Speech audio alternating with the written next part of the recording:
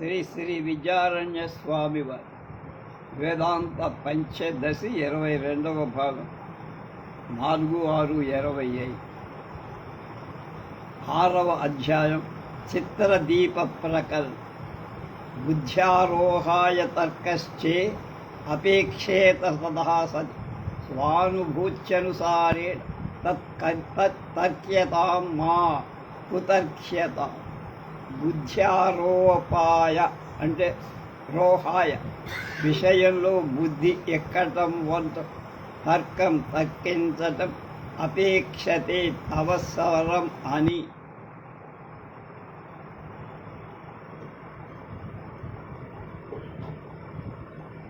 అనుకుంటే తథా సతి అలా అయితే స్వానుభూత్యనుసారే తన అనుభవ సారంగా తర్క్యతాం తర్కించటానికి వీలవు, కుతర్క్యతాం కుశంకలు చెయ్యకూడదు, అనుభవ విరుద్ధంగా అనుమానించకూడదు.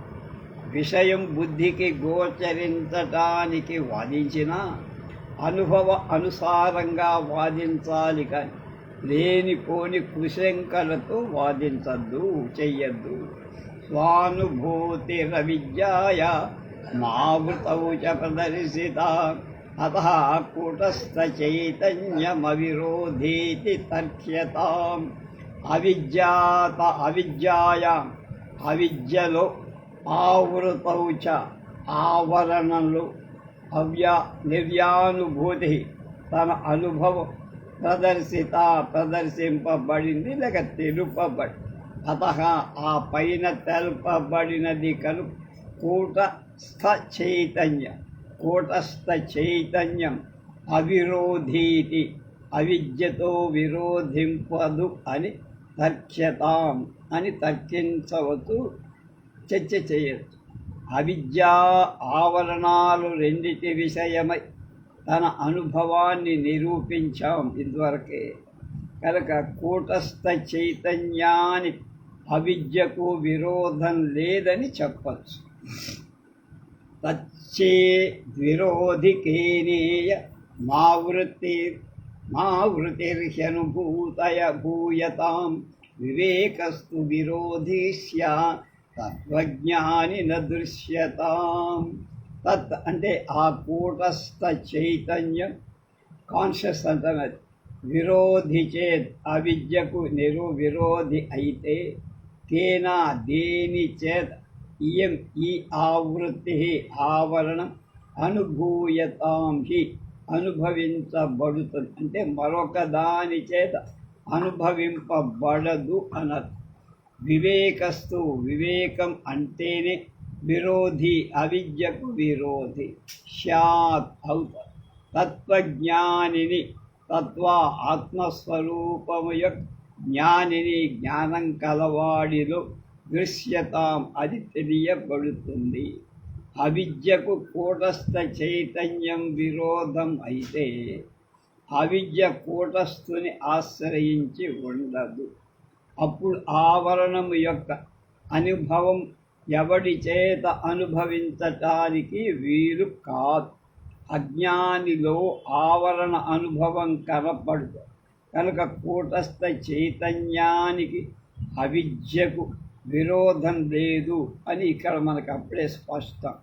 అలాగే అవిద్యకు విరోధి వివేకం, విద్య, తత్వజ్ఞుని యందు అవిద్య లేకపోవటం అనేటువంటి అనుభవం చేత ఈ చెప్పబడిన అంశం నిర్వివాదంగా అనుభూతం అవటానికి సందేహం లేదని భావం.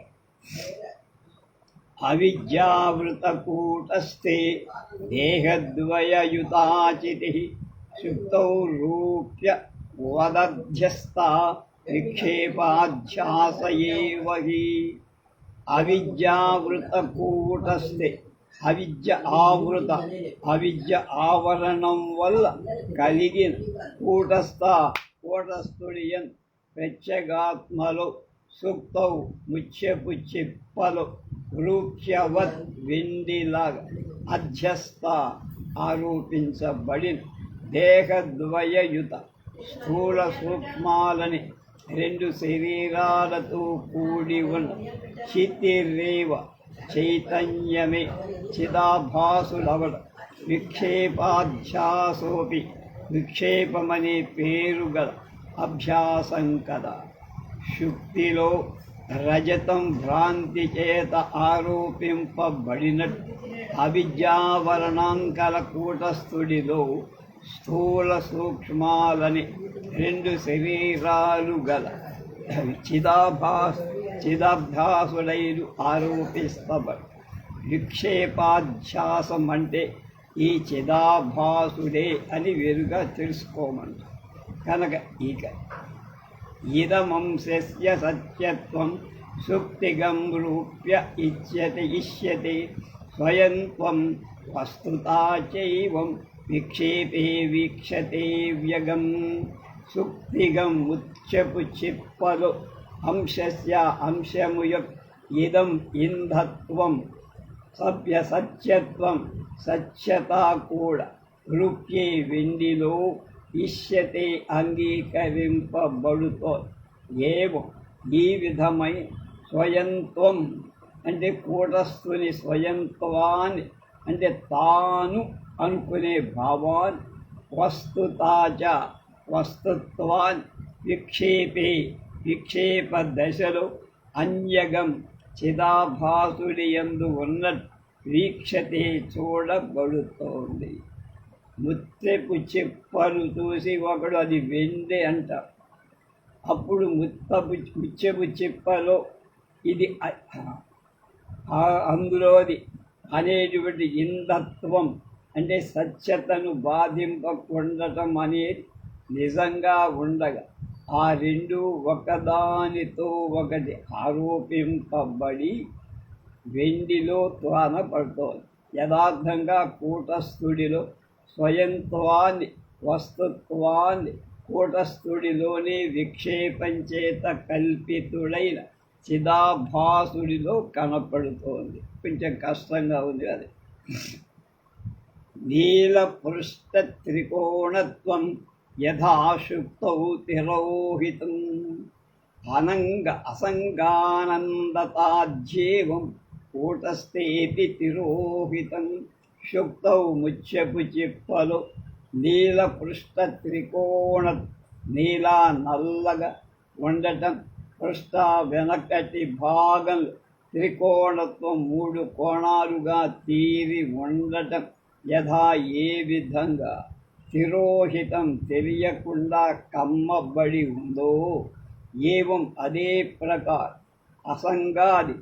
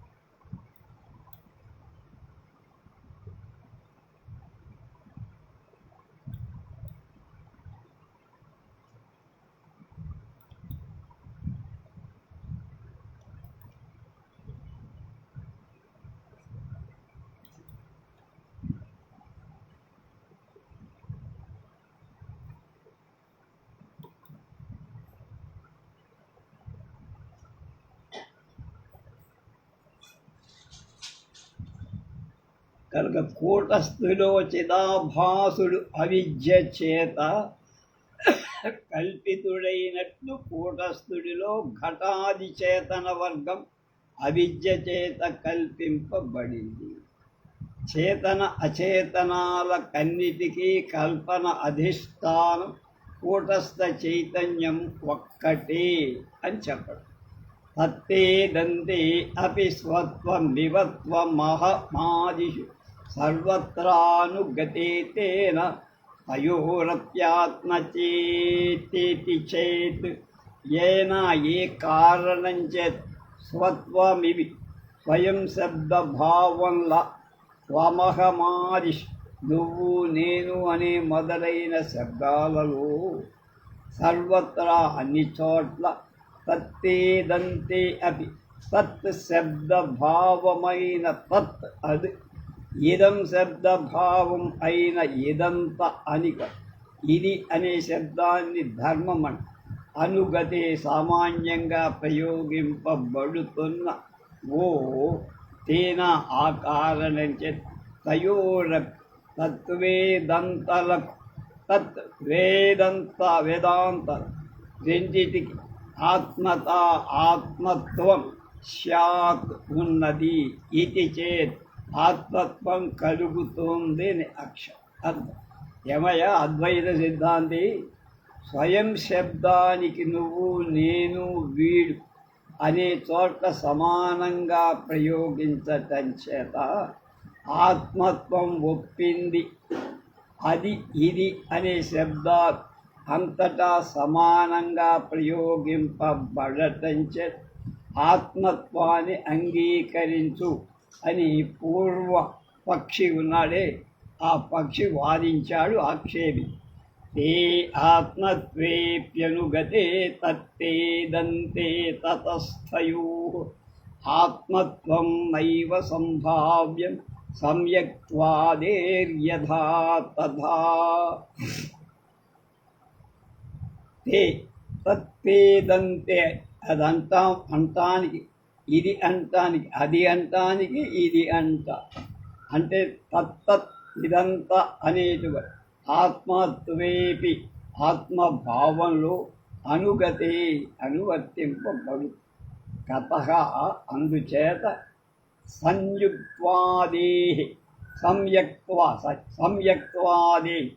సంయక్త్వం మంచిది అబద్ధం చేత ఆదేహి ఆ చెడ్డది అంటాని యథా ఏ ప్రకారం ఆత్మత్వం ఆత్మభావం న సంభావ్యం సంభవింపదు. తథా అలాగే తయో అది అనే తత్వ ఇదంతత్వాన్ని ఆత్మత్వం ఆత్మభావం న సంభావ్యం సంభవించదు. తత్ అనే శబ్దభావం తత్త అని చెప్పబడుతుంది. ఇదం అనే శబ్దభావం ఇదంతం అని అనబడు.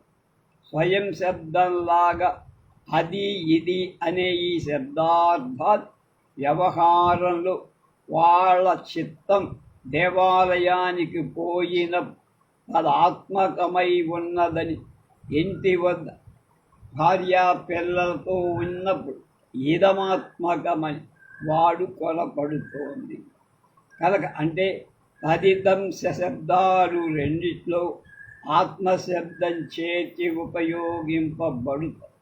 తత్ ఇదంతాలు స్వశబ్దాలలా స్వమహవాదులందులో కాక సంయక్త్వ అసంయక్త్వాలలాగా ఆత్మత్వం అనేటువంటి ధర్మంలో కూడా ఉండటం చేత ఈ తత్ ఇదంతాలు నీలాగా ఆత్మ కావు.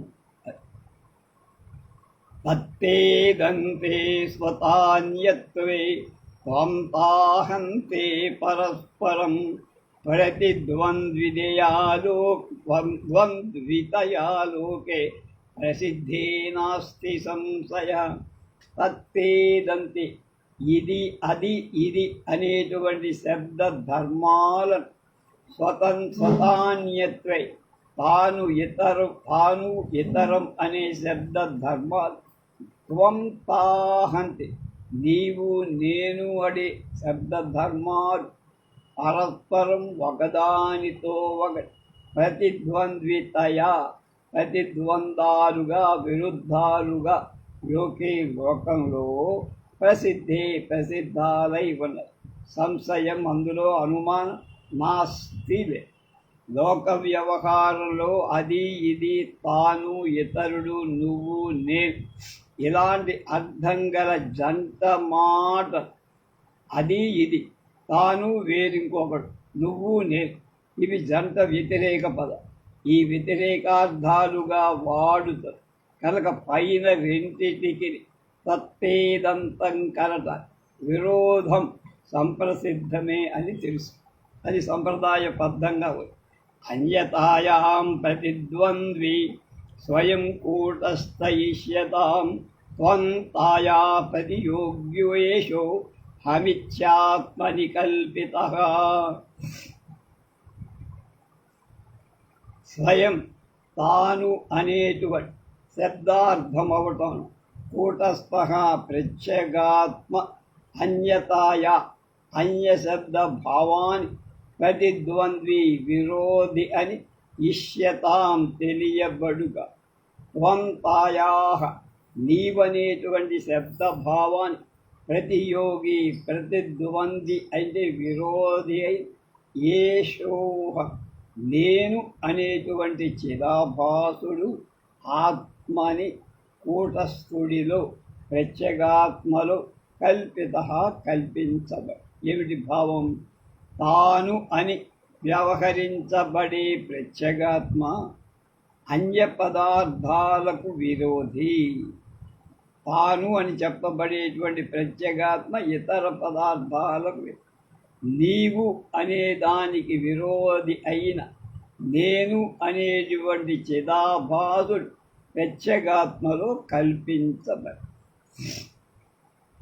అహంతా స్వత్వయోర్భేదే రూప్యతే దంతయోరివ స్పష్టేపి మోహమాపన్న ఏకత్వం ప్రతిపేదిరే. రూప్యతే దంతయోరివ రూప్యత రూప్యత్వాన్ని వెండి అనేటువంటి శబ్దభావాన్ని ఇదంతయోరివ ఇదంత్వానికి లాగా ఇది అనే శబ్దభావం లాగా అహంతా స్వత్వయు తాను అనే శబ్దభావాన్ని దేవును అనే శబ్దభావాన్ని భేదే సత్యవి భేదం స్పష్టంగా కనిపిస్తున్నా అన్నారు. మోహం భ్రాంతి ఆపన్న పొందిన వాళ్ళై ఏకత్వం జీవుల ప్రత్యేగాత్మ కూటస్థుడికి చిదాభాసుడికి వీళ్ళంతా ఒకటే. కూటస్థుడన్నా ప్రత్యేగాత్మ అయిన చిదాభాసు ఇద్దరికీ అభేదం ప్రీతివే పొందారు. కూటస్థుడికి జీవాత్మకి ప్రత్యేగాత్మకి తేడా. ముత్యపు చెప్పను చూసి అది కాసేపు వెండి అని భ్రమపడినప్పుడు ఇది అని చెప్పటం ఏది ఉందో అది ఇందత్వం ఇదంత్వం. అది సుక్తి ధర్మం.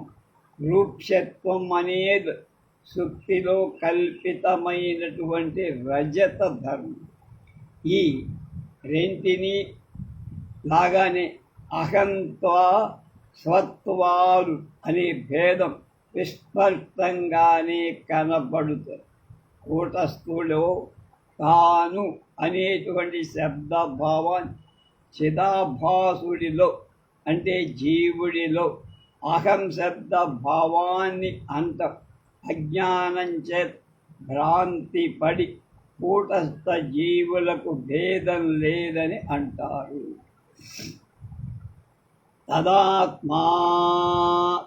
తదాత్మ్యాధ్యాస ఏవాత్ర పూర్వోక్త విద్యయా కృతః అవిద్యాయాం నివృత్తాయాం తత్కార్యం వినివర్తతే. తత్ర ఈ విషయంలో పూర్వోక్త విద్యయ పైన చెప్పబడిన అనాది అయిన అజ్ఞానం చేత కృతః కల్పించబడి తాదాత్మ్య అధ్యాసయ అన్యోన్య అధ్యాసమే ఎలాంటి భ్రాంతికి కాదు. అవిద్యాయాం అజ్ఞాన నివృత్తాయాం సత్య నివర్తింపబడినదవుతుంటే తత్కార్యం ఆ అవిద్యా కార్యమైన అన్యోన్యాధ్యాసం తదాత్మ్యాధ్యాసం వినివర్తతే వెళ్ళిపోతుంది, అక్కడ ఉండదు.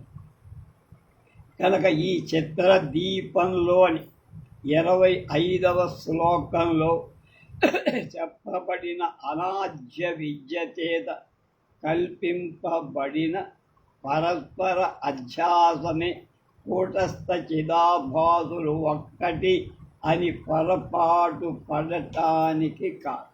కూటస్థ చిదాభాసులు ఒక్కటే అనేటువంటి అనుమానం వస్తుంది. అన్యోన్యాధ్యాసమనే విద్య యొక్క ఇది కార్యం అవటం చేత అవిద్యను పోగొట్టే జ్ఞానం చేత ఈ అధ్యాభ్యాసాన్ని పోగొట్టుకోవాలి అని చెప్పడం ప్రారంభిస్తున్నాం. అవిద్యావృత్తి తాదాత్మ్యే విద్యయైవ వినశ్యతః విక్షేపస్య స్వరూపంతు ప్రారబ్ధక్షయమీక్షతే. అవిద్యావృత్తి తాదాత్మ్యే అవిద్య అజ్ఞానము యొక్క పని ఆవృత్తికా తారాధ్యే తాదాధ్యే ఆవరణము ఆవరణం అనే అర్థం అన్న అన్యోన్యాధ్యాసం విద్యయైన జ్ఞానం చేతనే వివశ్యత నశిస్తుంది. కనుక విక్షేపస్య ప్రారబ్ధ కర్మంతో కూడిన విక్షేపము యొక్క స్వరూపంతో వ్యవహారం స్వరూపం అయినా ప్రారబ్ధక్షయం ప్రారబ్ధ కర్మ నాశన ఈక్షతే కోరుతోంది చూస్తా. ప్రారబ్ధ కర్మ నశించింది కనుక అవిద్య వలన ఆవరణం అధ్యాపం అనే రెండు కలిగాయి. ఈ రెండు జ్ఞానాన్ని కలుగగానే నశిస్తాయి. ఎప్పుడైతే జ్ఞానం కలిగిందో ఈ ఆవరణం ఉండదు, అలాగే అధ్యాస ఉండదు. ఇక అవిద్య వలన పుట్టినట్టు ప్రారబ్ధ కర్మతో కూడినటువంటి విక్షేపం ప్రారబ్ధం క్షయించే వరకు ఉంటుంది. కనుక దానివల్ల మనకు విషయంలో తేడా ఏం రాదు. ఉపాదానే వినస్తేపి కార్యం ప్రతీక్ష్యతే ఇత్యాహుస్తార్కికా తస్మాకం కిన్న సంభవేత్. తార్కికాః తర్కశాస్త్రజ్ఞులు ఉపాదానే ఉపాదాన కారణం వివస్థేన నశించినప్పటికీ కార్యం పని క్షణం క్షణకాలం ప్రతీక్షాతే చూడబడుతుంది. ఇది అని ఆహుహు చెబుతుంది.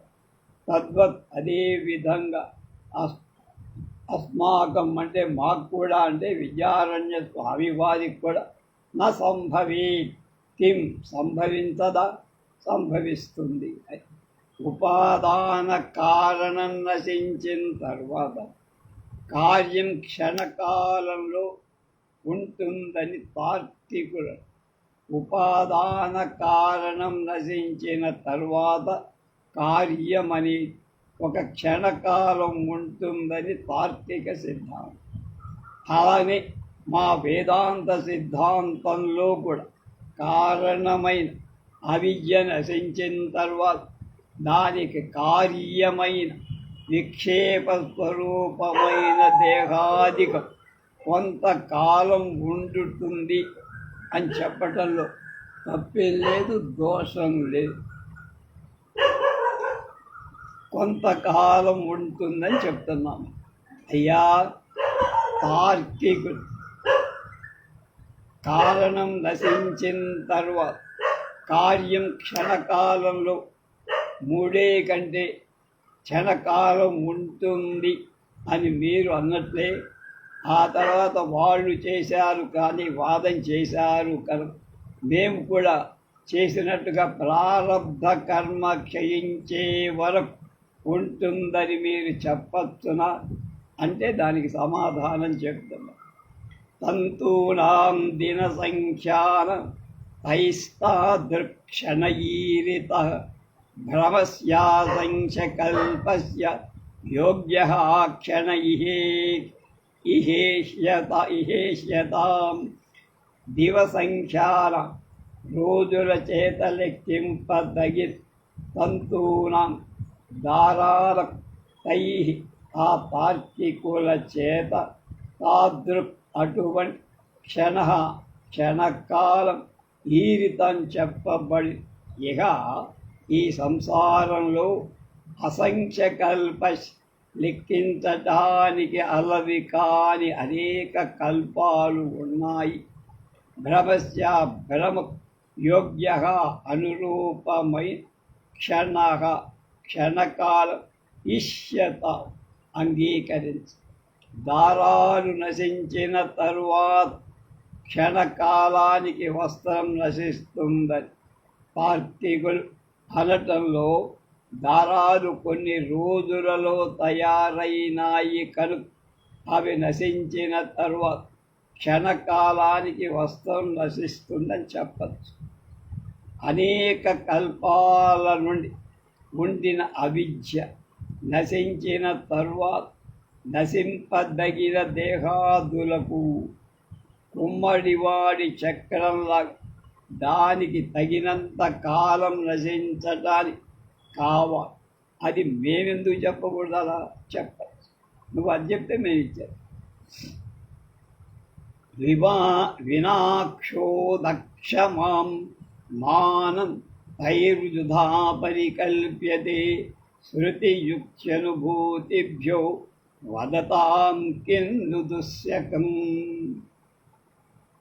తై ఆ తార్కికులకే క్షోదక్షమం విచారసహమైన మానం అయినా ప్రమాణం లేకుండా వృధా వ్యర్థంగా వేస్టుగా పరికల్పితే వాదం చేయబడు.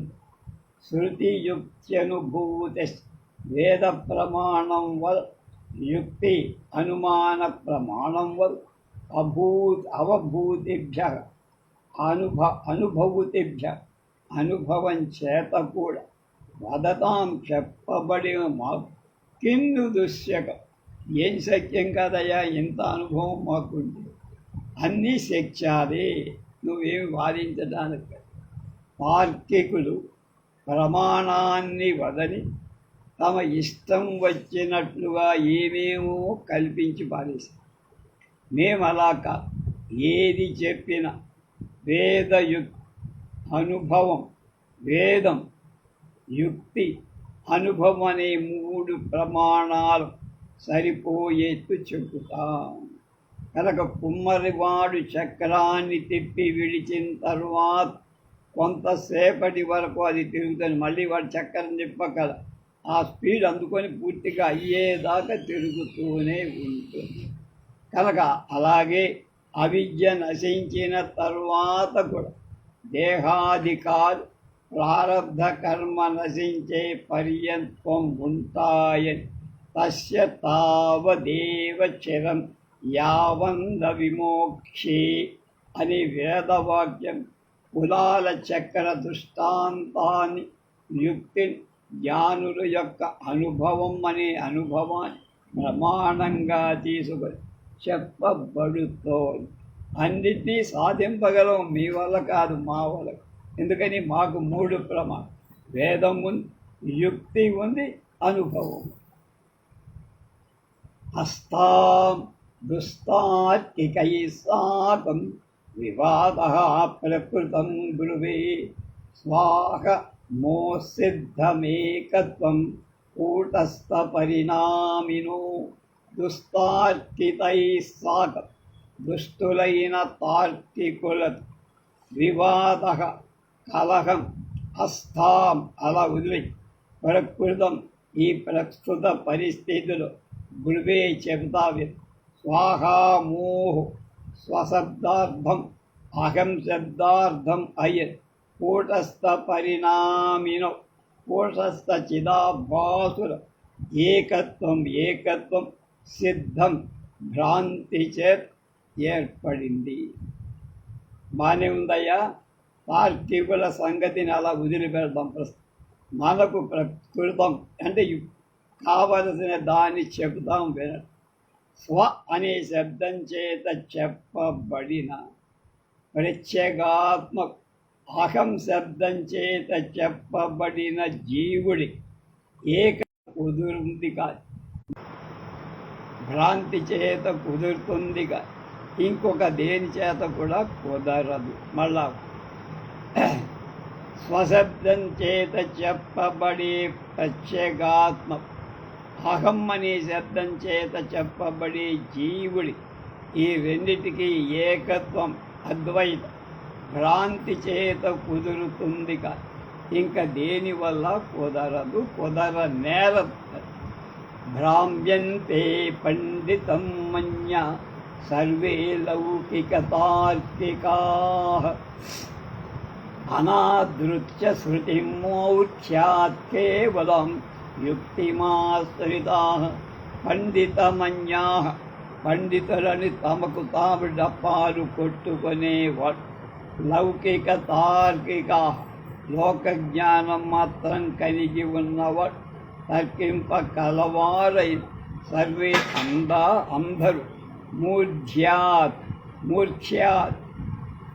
పింకె పట్టుదల చేత శృతి ప్రమాణరాజ్యమైన వేదాన్ని అనాదృత్య అలక్ష్యం చెయ్యక కేవలం యుక్తిని మాత్రమే ఆశ్రిత అవలంబించిన వాళ్ళు అబద్ధం చేత భ్రామ్యతే పొరపాటు పడుతుంది. శృతి తాత్పర్యాన్ని వేద తాత్పర్యాన్ని సరిగ్గా గ్రహించలేని దురభిమానులైనట్లు లౌకిక తార్కికులు శబ్ద ప్రమాణాన్ని బట్టి యుక్తిని మాత్రమే అవలంబించి కూటస్థుడు జీవుడు ఒక్కటే అని భ్రమ లేక పొరపాటు పడుతుంది. పూర్వాపర పరామర్శ వికలాస్తత్ర కేచన వాక్యాభాసాన్ స్వపక్షే యోజయంచప్యదగ్జయా. తత్ర ఆ తార్కికులలో లౌకికులలో కేచన కొంతమంది పూర్వాపర విమర్శ పూర్వ ముందు వాక్యాల అపర తర్వాత ఉన్న వాక్యాల పరామర్శ అర్థాన్ని పరిశీలించడంలో వికలాహ సమర్థులు కాక స్వస్వపక్షే తమ తమ అభిప్రాయాలలో వాక్యాభాసాలు ఇతర వాక్యాల ఆభాసాలు అభాస వాక్యాలు అంటే పూర్వపక్షులైన వాళ్ళపై నిజంగా వాళ్ళకి అనుకూలించేటువంటి మాటలు లేక వాక్యాలు అలజ్జయ సిగ్గు లేకుండా చెబుతున్నాం అని యోజయంతి అని మేం చెప్తున్నాం. శృతులకు అర్థం చెప్పేటప్పుడు వేదాల పూర్వ అపర వాక్యాల సందర్భం ఏది ఒకదానికొకటి విరోధం లేకుండా విమర్శింపదగిన సమర్థత లేకుండా ఇతర వాక్యాల చేత ఖండితాలయ్యే పూర్వపక్షేయుల వాక్యాలను తీసుకొని తమరు అనుకున్న సంగతి సిగ్గైనా లేకుండా ముడిపెట్టుతున్నారు, సంధించే ప్రయత్నాలు చేస్తారు. కూటస్థాది శరీరాంత సంఘాతస్యాత్మతాం జగుః లోకాయతా పామరాశ్చ ప్రత్యక్షాభాసమాశ్రితా. లోకాయతా చార్వాకుడు మొదలైన లోకాయతులు, పామరాశ్చ సాధు సేవనాన్ని శాస్త్రాభ్యం లేని వాళ్ళ ప్రత్యక్ష అభాసం ప్రత్యక్షంగా భావించే స్థూల శరీరాన్ని ఆశ్రితాం అనుసరించిన వాళ్ళు. కూటస్థాది శరీరాంతర సంఘాత కూటస్థుడు మొదలుగా కలిగి శరీరమే అవసానంగా కలిగే సంఘాతశ్చ సమూహానికి ఆత్మత్వం జగు అవుతుంది అన్న. కొందరు లౌకికుడు, లోకాయతుడు మొదలైనటువంటి వాడు స్థూల దేహాన్ని బట్టి కూటస్థుడు మొదలుకొని శరీరం వరకు ఉండేటువంటి సమూహమే ఆత్మ అంటుంది.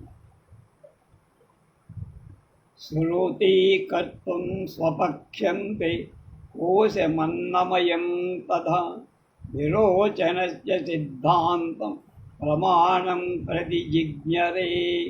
తే ఆ లోకాయతవాదుడు స్వపక్షం తమ మత శ్రౌతీకర్త వేదానికి అనుకూలంగా చెయ్యటాన్ని అన్నమయం అన్నవికారమయ కోశాన్ని తథా ఆ ప్రకారం విరోచనుడి యొక్క సిద్ధాంతం నిర్ణయాన్ని ప్రమాణంగా ప్రతిజ్ఞిరే గ్రహించారు. వాళ్ళకు అనుకూలంగా ఉండే సిద్ధాంతాన్ని చెప్పి వ్యాఖ్యానం చేశారు. ఆ లోకాయతవాదు తమ మతాన్ని శృతి సమ్మతమని చెప్పటాన్ని సవాయేష పురుషో అన్నరసమయ, ఆ పరమాత్మ అన్నమయ కోశ స్వరూపుడు అనే అర్థం కల వాక్యాన్ని ఆత్మైవ దేహమయ, ఆత్మదేహం అనేటువంటి మొదలైన విరోచనుడనే వాడు చెప్పిన సిద్ధాంత వాక్యాలు సందర్భాన్ని వాడు ఏ సందర్భంలో చెప్పారు వదిలేశారు. ఈ మాటలు దొరికిన వాళ్ళకు ఉపయోగపడు. అవి సందర్భ విరోధంగా అయిన వాటిని గ్రహించి అర్థాలు చెప్పు.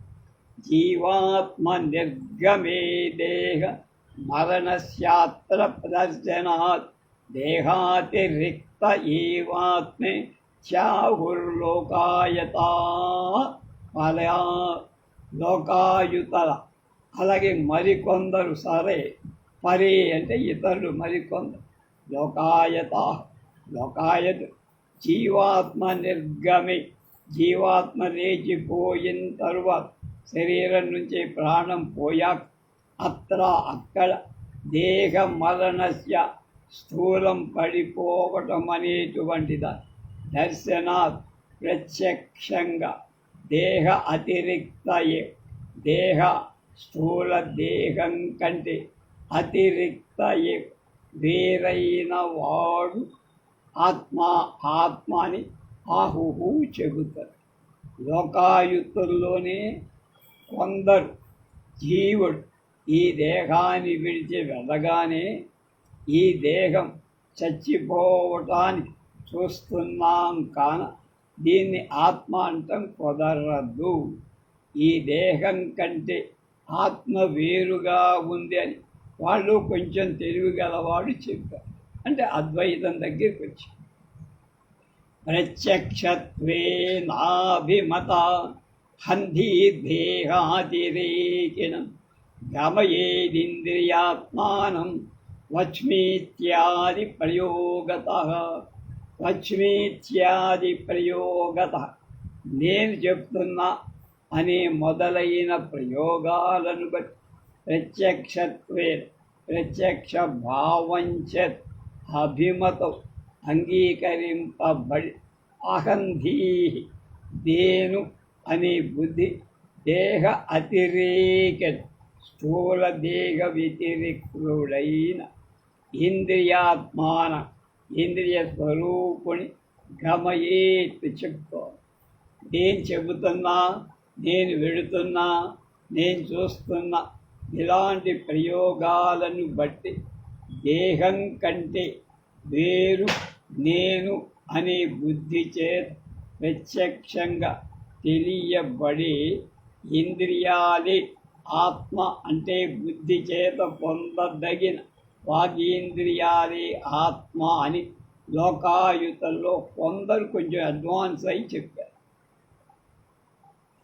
వాగాదీనామింద్రియాణం కలహ స్మృతిషు శ్రుతః తేన చైతన్యమేతేషాం ఆత్మత్వం ఏవ హి శృతిషు వేదాలలో వాగాదీనాం వాక్కులు మొదలైన ఇంద్రియాలయ కలహ వివాదం స్వతగా మనకు తెలుసు. తేన ఆ కారణ ఏతేషాం ఈ వాక్కు మొదలైన ఇంద్రియాల చైతన్యం చేతన భావం ఉన్నది తత ఏవ అందువల్లనే ఆత్మత్వం ఆత్మభావం వాటికి చెప్పారు. వేదవాక్యాలలో వాగీంద్రియాలు తమలో తాము కలహించుకున్నట్లు ఉంది. మనం చాలాసార్లు చెప్పాం. వాటిలో చేతన భావం లేకపోతే కలహించటం అనేది జరగదు. ఇంద్రియాన్ని చేతనాలని దాన్ని బట్టి ఒప్పక తప్పదు. కనుక ఇంద్రియాలన్నీ చేతనాలు. ఆ చేతనములైన ఇంద్రియాలే ఆత్మ అవుతుంది, కానీ ఇంకొకటి కాదు అని వాళ్ళ మతం. హైరణ్య గర్భాః ప్రాణాత్మ వాదినస్త్వేవ మూచిరే చక్షురాజ్యక్షలోపేపి ప్రాణసత్వేదు జీవతి. ప్రాణాత్మవాది ప్రాణవాయువే ఆత్మానే వాదించే హైరణ్య గర్భమతస్థులో చక్షురాజ్యక్షలోపే చక్షువు కళ్ళు మొదలైన అక్ష ఇంద్రియాలయ లోపేపి లోపం కలిగిన ప్రాణసత్వే ప్రాణం నిలిచి ఉంటే జీవతి బ్రతుకుతున్నారు. ఇది ఏవం ఈ ప్రకారం ఏచితే ఊచిరే కళ్ళు మొదలైన ఇంద్రియాల సుషుప్తాది అవస్థలలో లోపం కలిగిన పురుషుడు జీవించి ఉండటం మనం చూస్తాం. కనుక ఇంద్రియాలు ఆత్మ అంటాం కదా. మరి ఎందుకంటే ప్రాణమే ఆత్మాని ఒప్పుకో అని హైరణ్య గర్భమతస్థుల ప్రాణో జాగత్తి సుప్తేపి ప్రాణశ్రైష్ట్యాదికం శృతం కోశః ప్రాణమయ సమ్యక్ విస్తరేణ ప్రపంచితః. ప్రాణం సుప్తేపి నిద్రపోయిన జాగత్తి నిలిచి ఉంది. ప్రాణశ్రేష్ఠ్యేదిక ప్రాణము యొక్క శ్రేష్టత్వ సూచకమైన కథ శృతం వేదంలో చెప్పబడి ప్రాణమయమైన కోశం సమ్యక్ స్పష్టంగా విస్తరేణ వివరంగా ప్రపంచితః వేదంలో చెప్పబడి. నిద్రపోయేట తక్కిన ఇంద్రియాలన్నీ తమ పనులు మాని నిలిచి ఉండే సమయంలో ప్రాణవాయువు మాత్రం ఎడతెరిపిలక్ బుస్సు అని పనిచేస్తూనే. కనుక ప్రాణం తక్కిన ఇంద్రియాల కంటే గొప్పదని ఈ మొదలైన విషయాలు వేదాలు చెప్పబడటం వల్ల ప్రాణమే ఆత్మ అని హైరణ్య గర్భమతస్థులు అంటారు. మిగతా వాళ్ళు ఏమంటారు రేపు తెలుసు.